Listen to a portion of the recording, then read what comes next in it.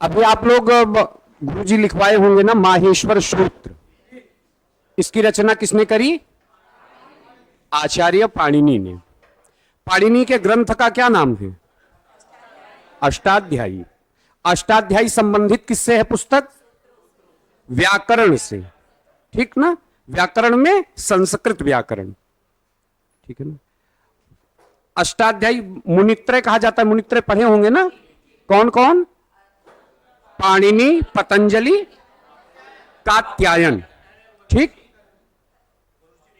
हाँ हाँ, कात्यायन का नाम। ठीक। अब इनके अनंतर जब और सरलीकृत करना हुआ, सरलीकृत माने समझ रहे होंगे, एक एक मिनट।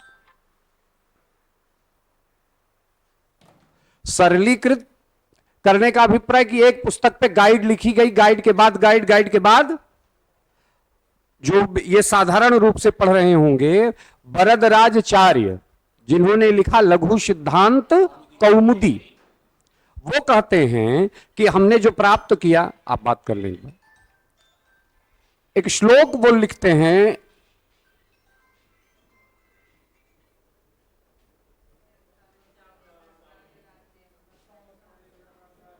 नटराज राजे नहीं, नटराज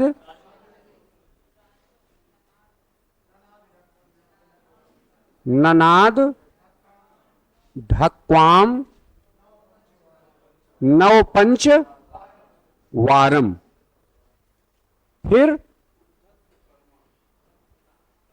उद्धर्तु, ननाद ढक्काम नवपंच वारम उद्धर्तु कामा।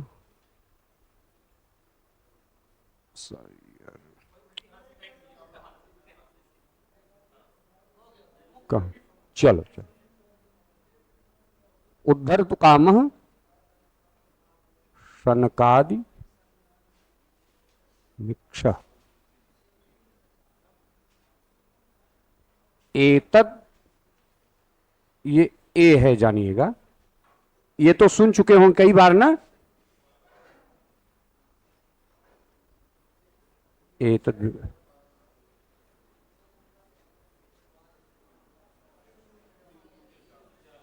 अच्छा, अब यहीं से देखिए एक श्लोक हो गया, इससे चाहे जितनी देर पढ़ा जाए। पहली चीज इसे हम समझ सकते हैं, ये जो लिखा हुआ ये गद्य में, वो किस में है? पद्य में ना। अब पद्य में होगा तो कोई ना कोई छंद होगा, ये कोई ना कोई छंद होगा। व्याकरण की दृष्टि से मात्राएं ये तो जानते ही होंगे, छंद पढ़े होंगे सामान्य रूप से। अब ये छंद है तो छंद का नाम भी होगा, छंद का कुछ ना कुछ नाम होगा। जैसे इंद्र बज्रा, उपेंद्र बज्रा, उपजाति, ये सब छंद तो सुने हैं कि नहीं?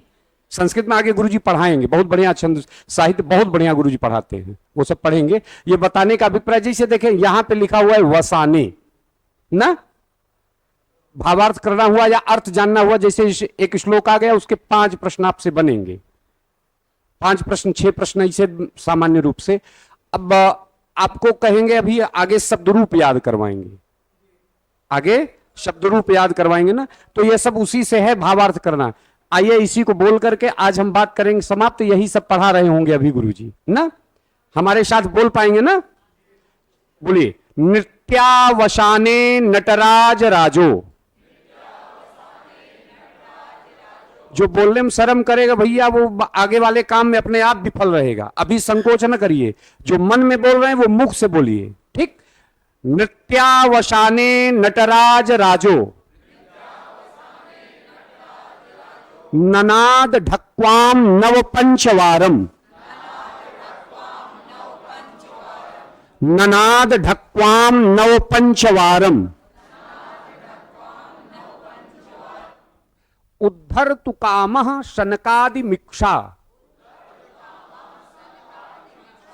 उद्धर्तु कामः शनकादि मिक्षा। एतद् विमर्शे शिवसूत्र जालम। एतद् विमर्शे शिवसूत्र जालम। ये किसने कहा? वरदराज, वरदराजाचार्य। वो कहते हैं, आचार्य पाणिनि कहते हैं, ये हमने रचना नहीं करी, ये किसने रचना करी?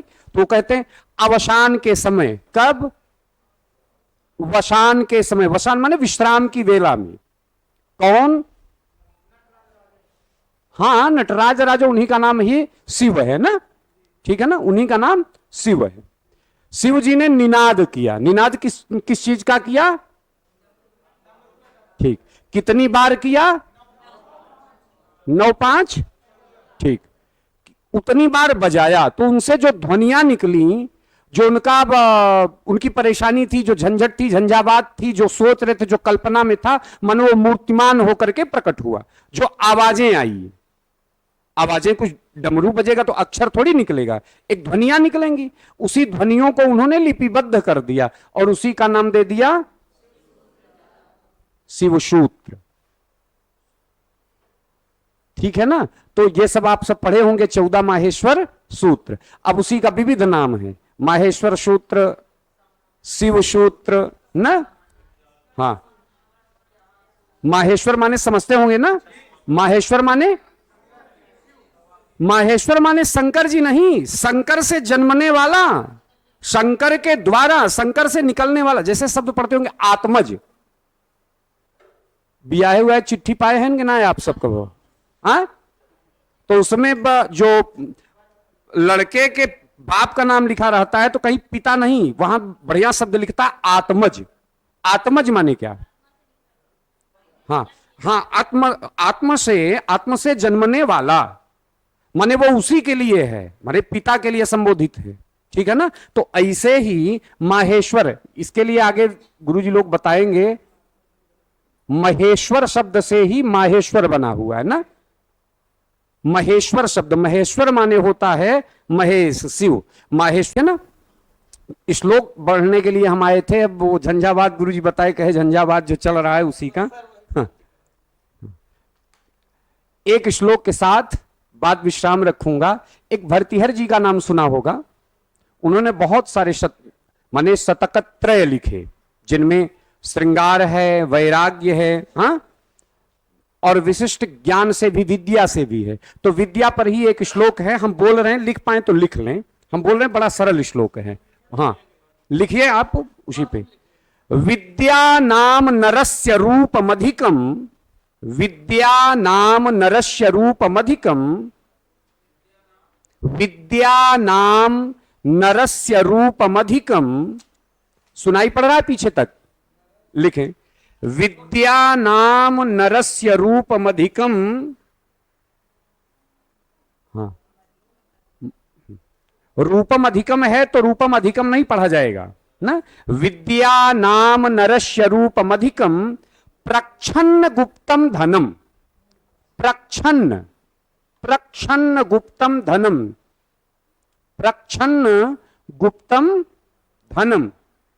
दूसरी लाइन में लिखेंगे, हाँ, विद्या, विद्या भोग करी, विद्या भोग करी, विद्या भोग करी, यशः सुख करी, विद्या, विद्या गुरुणाम गुरु, विद्या भोग करी, यशः सुख करी, विद्या गुरुणाम गुरु, गुरुणाम गुरु। लिखें क्या गुरुणाम? अच्छा, विद्या गुरुणाम। फिर तीसरी लाइन लिखेंगे, विद्या, विद्या बंधुजनो विदेश गमने, विद्या, विद्या बंधुजनो विदेश गमने, जने। हाँ, एक विभक्ति रहेगी इसमें ना। हाँ, विद्या बंधु, विद्या बंधु जने विदेश गमने, विद्या परा देवता, विद्या परा देवता, विद्या परा देवता। अंतिम लाइन है, विद्या राजसु पूज्यते, विद्या राजसु पूज्यते, विद्या राजसु पूज्यते नहीं धनम, विद्या राजसु पूज्यते नहीं धनम, विद्या विहीनः पशुः। ये सूक्ति तो सुने होंगे कई बार ना, विद्या विहीनः पशुः। ये छंद हमें बड़ा प्रिय लगता है, तो आइए हम साथ साथ में गुरुजी को लेकर के हम थोड़ा सा इसे गेय में करते हैं। आप लोग इस बार सुनेंगे, बोलना नहीं है, ठीक है ना? सुनिए ध्यान से, अपना श्लोक देखते रहिए, जिससे हम भी कह दे सुनने के लिए तो कोई पढ़ सके, बस इतने। विद्या नाम नरस्य रूपमधिकम् प्रच्छन्न गुप्तम धनम विद्या भोग करी यशः सुख करी विद्या गुरूणाम गुरुः विद्या बंधुजनो विदेश गमने विद्या परा देवता विद्या राजसु पूज्यते नहीं धनम विद्या विहीनः पशुः विद्या विहीनः पशुः। तो आप सब वैसे विद्वान हैं, ठीक है ना? विद्वान न होते तो उस पद पर पदस्थ न होते, ठीक? अब थोड़ी सी ये व्यवस्था है, इसके खातिर आपको चलना पड़ रहा है बस ना। यदि वो व्यवस्था न होती तो आप सब मिलते कैसे हम लोगों से, गुरुजन लोगों से कैसे मिलते, श्रेष्ठों से कैसे मिलते? तो ये नकारात्मक वृत्ति वो हटाई जाए, इसमें जुड़ा जाए, तो विद्या से ही श्रेष्ठ बनता है व्यक्ति। विद्या हर समय प्राप्त करनी चाहिए, विद्या से सारा कुछ संसार है, चाहे वो विदेश गमन हो, चाहे वो अपनी समाज में योग्यता या पूज्यता हो, या हमें भोगवान बनना हो, तो सब कुछ किससे संभव है? किससे? विद्या से। हाँ हाँ हाँ, विद्या धनम सर्व धनम प्रधानम। हाँ हाँ, ये दूसरे श्लोक की लाइन होगी ना। हाँ हाँ, बहुत बढ़िया। कहां से है ये श्लोक? पूरा बोल सकते हैं? हाँ हाँ, तो विद्या देती, यहीं से बात चालू होता है। विद्या क्या देती है? विनय का अभिप्राय क्या है?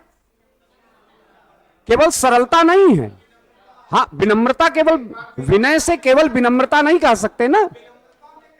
हाँ हाँ, अब करेण वीणा परिवादयन्ती तथा जपन्ती मपरेण मालाम मराल पृष्ठाम सनशन्निविष्टाम सरस्वतीं तां शिरसा नमामि सरस्वती तां शिरसा नमामि। अब आप सब पढ़ें, नहीं तो श्लोक सुनेंगे, ये तालीम है।